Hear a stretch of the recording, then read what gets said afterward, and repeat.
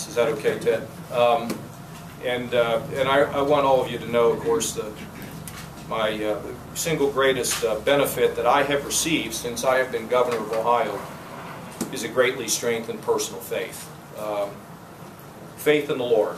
That's what drives me. It's what sustains me. It's what gives me so much joy as we work together to improve our state. Let's just go back for a few moments and talk about where we were. And I know that Joe was on the road with me and he heard this a lot of times, but I just think that for all of us in this room who have witnessed this level of change over this last year, I don't think anybody's seen anything like it. I'm not sure that we're ever going to see anything like it in the future, because it is really amazing.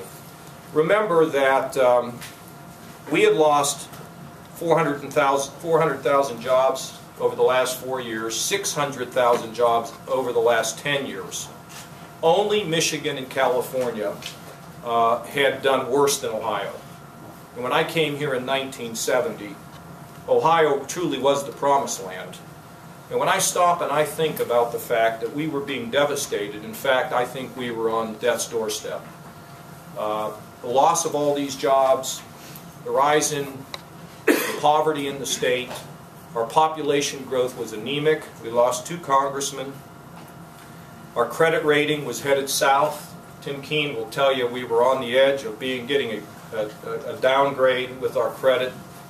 1/3 of our young people were leaving the state after they graduated from college after 3 years. Still a challenge that we have. But they were leaving because the opportunity wasn't in Ohio.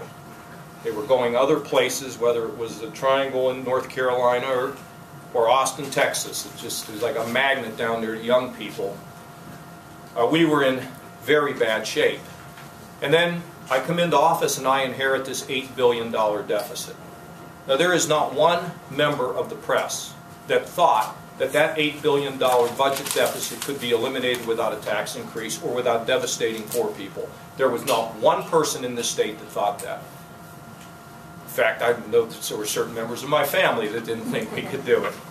But I kind of knew it because I had spent 10 years of my life in Washington building a team, of which Wayne Struble was such a crucial part. And we had spent time looking at this state. And what we were able to conclude is basically political considerations or an unwillingness to face the music had put Ohio in this deep, deep hole. And that if we could just get ourselves in a position of where we would throw the politics out and just enact good policy, we were convinced that we could get this done. And I have to tell you, 2 or 3 years ago, Wayne and I sat down along with Ben Kanzig, and we kind of outlined what we needed to do. And Bob, you were there, and Jerry Ray was there. And when you think back, and Tim Keene came in from the inside, but we brought him to the outside.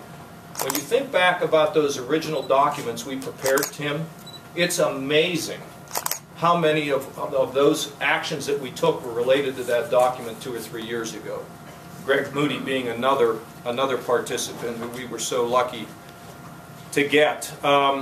CEO Magazine ranked Ohio the 44th worst state for business. The Tax Foundation ranked us 47th. So we've now stabilized the patient in this state. And the way I like to talk about it is that we now have eliminated the credibility problem that we had in this state. Our credit rating improved. I like to say that when S&P downgraded the United States of America, they improved Ohio's credit rating. That makes them my favorite credit rating agency. Fitch just about 2 weeks ago reaffirmed the fact that Ohio is now stable and solid. One-time money or gimmicks or smoke and mirrors just not in this proposal. Secondly, we just got new numbers. We as a state, where we were either providing tax credits or whether we were improving infrastructure or doing workforce training grants, have been directly involved in either creating or saving 83,000 jobs. We are now 8th in the nation in job creation. 8th in the nation in job creation. Certainly got 7 spots to go, gang. We better work harder. And we're number 1 in the Midwest. We are number 1 in the Midwest. The reason why I feel so good about Ohio is because we have scale. We have size. We have diversity. And diversity in terms of the advantages that we have. And we were really a sleeping giant.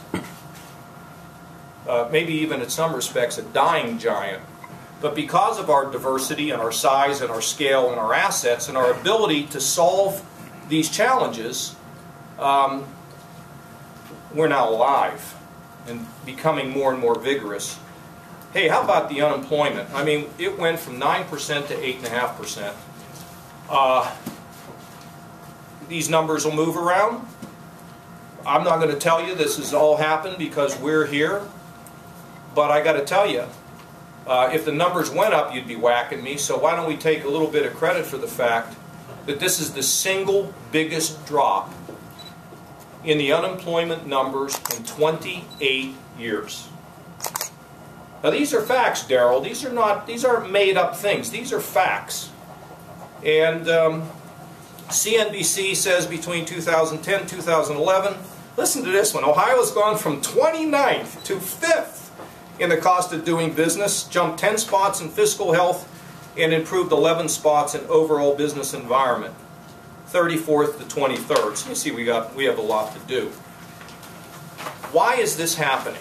Well, it's happening because of certainty. The one thing that people don't understand sometimes is that when there is uncertainty in an environment, businesses will run for the hills. And when businesses feel a sense of certainty and comfort, that's when they're willing to make investments. And let me just give you a couple examples. You go live in Connecticut, God only knows what's going to happen to you next week. The state of Illinois had to have a legislative approval of a tax credit on a one-off basis to keep Sears over there. Now, we didn't get Sears, but we sure got everybody's attention, including the legislature and the governor of Illinois and the site selectors who look around. California, another big increase in taxes on the top rate, increase in the sales tax. Go back to Illinois for a second. How would you like to have their overhangs over there? The fact that they don't know how to deal with their pensions, they still don't know what to do with their budget deficit. I read New York just raised taxes. New York raised taxes the other day. How do you think companies feel over there? Now you got AmTrust moving 800 jobs to Columbus, right? Out of New York City. Stability. Certainty. We're not going to turn around and raise their taxes or beat them over the head or over-regulate them. We're just not going to do that. And they know it.